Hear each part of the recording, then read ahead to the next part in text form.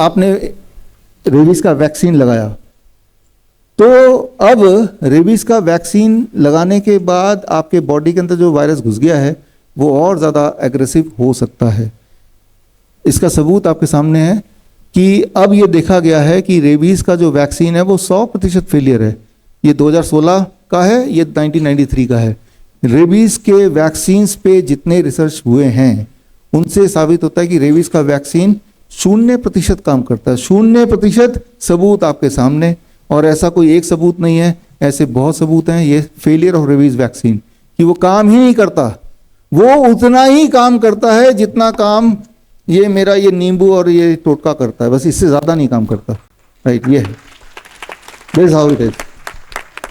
और बल्कि रेबीज के वैक्सीन से रेबीज हो जाती है, ये रहे सबूत।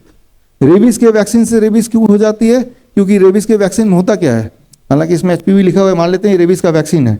अब इससे हुआ क्या कि जब इसके अंदर भी रेबीज का ही अंश है, वायरस ही इसके अंदर, उस वायरस को बॉडी में भेजा जाता है। अब ये साइंस को थोड़ा समझना पड़ेगा। ये कुत्ता रेबीज वाला, इसने मुझे काटा तो ये मेरी बॉडी में रेबीज का वायरस घुस गया। इसको मैं जेब में घुसा देता हूँ, है ना। ये इसने मुझे काटा, ये दे दो ना, तो हाँ घुस गया। अब मैं पैनिक हो गया, चोट भी लगी, खून भी टपका, रेबीज का मेरे बॉडी में है। डॉक्टर पास गए, डॉक्टर क्या बोलेगा कि मेरे पास एक वैक्सीन है, इसके अंदर भी ऐसा ही एक और वायरस घुसा हुआ है, एक तो घुस ही गया, दूसरा भी घुसा दो। और फिर बोलेगा, ये कन्विंस करने की कोशिश करेगा क्योंकि ये घुसेगा तो आप ठीक होंगे। सोच के देखिए, एक वायरस ऑलरेडी मेरे बॉडी में घुसा हुआ है और डॉक्टर ने मुझे इंजेक्शन लगाया, अब ये दूसरे ये भी घुसा हुआ है, तो क्या दोनों के घुसने से अब मेरे मरने के चांसेस कम हो जाएंगे?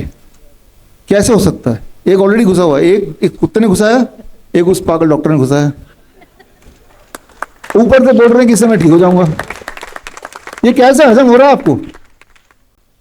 क्या लॉजिक है इसका? कैसे हजम हो सकता है ये बात कि जो चीज को से ठीक करना चाहते हैं वो एक और घुसा दो तो इंसान ठीक हो जाता है? ये लॉजिक है।